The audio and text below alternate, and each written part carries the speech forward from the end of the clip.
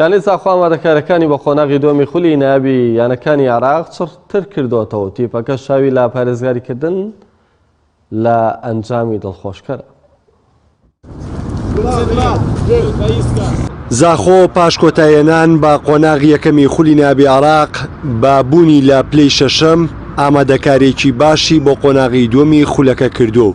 تیپەکەش پاش ئەنجامدانی یەکەیەکی مەشق و ڕانان ئێستا بە باشی بۆ دەستپێکی قۆناغی دووەم ئامادەیە.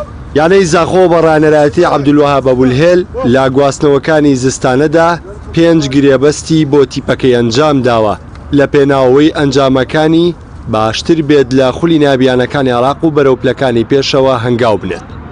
بسم الله الرحمن الرحیم. بەناوی خوا لە ڕاستیدا من دڵخۆشم بە پێگاتی یانەکەم دەتوانم بڵێم کارگێڕی یانەکە هاوکاریکی زۆر باشیان کردوین و تیمی هونەریش بە شێوەیەکی باش لەگەڵ یاریزانان مامەڵەمان کردووە. توانیمانە ئەنجامێک بێنین کە لە چاوەڕوانی کارگێڕی یانە هەروە هاندەرانی یانەی زاخۆ بێت. ئامانجی یانەی زاخۆ لەو گرێبەستانەی ئەنجاممانداوە بۆیە کە پارێزگاری لە پێگەکەمان بکەین لە قولی نایابی یانەکانی عێراق لەبەرەوەی پێم وایە پلەی شەشەم پلەیەکی گونجاوە بۆ ئێمە و لە قۆناغی یەکەم ئێمە ئامانجمان پێکاوە، بۆیە بۆ قۆناغی دووەمیش ئێمە دەمانەوێت لە پلەکانی هەشتەم تا پێنجەم بمێنینەوەنێ هەرچەندە ئەمە کارێکی قورسە، بەڵام ئێمە هەموو هەوڵێکی خۆمان بۆ ئەمە دەخەینەگەر.